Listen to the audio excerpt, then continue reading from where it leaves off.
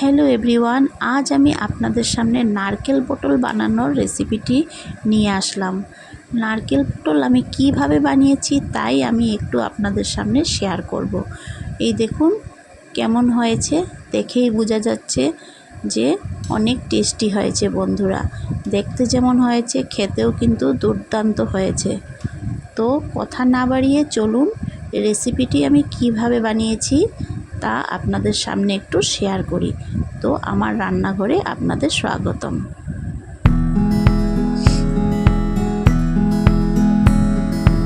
রান্নাবাটি চ্যানেলে আপনাদের অনেক অনেক স্বাগতম। আমি নারকেল পটল বানানোর জন্য আমি প্রথমেই নারকেলটা কুড়িয়ে নিলাম। সম্পূর্ণ নারকেলটা কুড়ানোর পরে আমি কিছু আধা করে নিয়েছি, একটু মিক্সিতে দিয়ে দিয়েছি, পেস্ট করে নেব। আর একটু পরিমাণে আমি রেখে দিয়েছি, এটা আমি পরে ব্যবহার করব। তারপর আমি পটলগুলিকে এইভাবে কেটে নিলাম। সম্পূর্ণ পটলগুলিকে আমি অল্প অল্প করে উপর থেকে বাকলটা ছাড়িয়ে দুই সাইড কেটে নিলাম। তারপর আমি দুই সাইডে এইভাবে কেটে নিয়েছি আর পটলের মাঝখানেও একটু কেটে নিয়েছি, কারণ এইভাবে কেটে নিলে সব মশলা পটলের ভিতরে যাবে আর খেতেও কিন্তু অনেক টেস্ট লাগবে। তো আমি একে একে সম্পূর্ণ পটলগুলিকে আমি এইভাবেই কেটে নিয়েছি। এই দেখুন আমি সম্পূর্ণ পটলগুলিকে কেটে নিলাম। তারপর আমি সব পটলগুলিকে ভালো করে ধুয়ে রেডি করে নিলাম। এখন আমি একটি কড়াই বসিয়ে দিয়েছি, সেখানে তেল দিয়ে দিলাম আর একে একে আমি সম্পূর্ণ পটলগুলি এখানে দিয়ে দিলাম। দিয়ে একটু ভালো করে ভেজে নেব। এখানে অল্প নুন আর অল্প হলুদ গুঁড়ো দিয়ে এগুলিকে আমি ভেজে নেব। পটল যে কোনোভাবে বানালেই ফার্স্টে অল্প ভেজে নিলে কিন্তু পটলের টেস্টটা অনেক ভালো হয়। আর এখানে আমি ফোড়নের জন্য 3টে এলাচ, অল্প এখানে 5 ফোড়ন আর একটু তেজপাতা আর দারচিনি, কাঁচা লঙ্কা, আদা সম্পূর্ণ আমি সব রেডি করে নিয়েছি। তারপর আমি পটলগুলি ভাজা হয়ে গেছে, এখন আমি এগুলিকে নামিয়ে নেব। আমার রান্নাবাটি চ্যানেলে আপনাদের আমার রান্নাগুলি কেমন লাগে আমাকে একটু নিশ্চয়ই কমেন্টে জানাবেন। আর রান্নাগুলি যদি ভালো লাগে আমাকে একটু সাবস্ক্রাইব করে আমার পাশে থাকবেন। আমি ফোড়নগুলি এখন কড়াইতে দিয়ে দিলাম।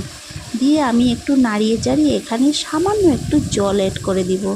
জলটা আমি দেখাতে আপনাদেরকে একটু ভুল হয়ে গেছে আর তাই আমি দেখাতে পারিনি। আর এখানে আমি একে একে সব মশলা দিয়ে দিব। জলটা দিয়েছিলাম যাতে মশলাগুলি পুড়ে না যায়। এখানে আমি হলুদ গুঁড়ো, জিরে গুঁড়ো, লঙ্কা গুঁড়ো, গরম মশলার গুঁড়ো সব মশলা দিয়ে দিব আর একটু পরিমাণ মতো নুনও দিয়ে দিব। দিয়ে আমি এগুলিকে একটু ভালো করে কষে নিব। মশলাগুলি কষানো হয়ে যাওয়ার পরে এখানে আমি অল্প আদা বেটে রেখেছিলাম সেটাও দিয়ে দিলাম।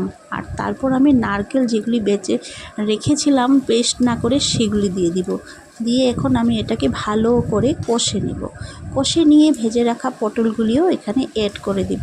অ্যাড করে এগুলিকেও আমি একটু ভালো করে কষে নিয়ে সেই পেস্ট করে রাখা নারকেলগুলিও দিয়ে দিব। দিয়ে এখন আমি ভালো করে একটু নাড়িয়ে চাড়িয়ে আর সেই মিক্সিতে জল দিয়ে অল্প ধুয়ে সেই জলটা দিয়ে দিব। এখানে আমি বেশি জল দিব না। তারপর আমি যখন এটা উতলে আসবে তখন মোটামুটি হয়েই গেছে, তখন একটু চিনি অ্যাড করে দিব। চিনি অ্যাড করে দিয়ে আমি এখানে কয়েকটা কাঁচা লঙ্কা দিয়ে একটু ঘি দিয়ে দিব। আমার মোটামুটি হয়েই গেছে। এই দেখুন হয়ে যাওয়ার পরে এই যে এইভাবে হয়েছে, দেখুন কেমন লাগলো। খেতে কিন্তু অনেক টেস্টি হয়েছে বন্ধুরা। আপনারাও একবার বাড়িতে বানিয়ে দেখবেন, নিশ্চয়ই আপনাদের খুব ভালো লাগবে। এতক্ষণ আমার ভিডিওটি দেখার জন্য অনেক অনেক ধন্যবাদ আপনাদেরকে।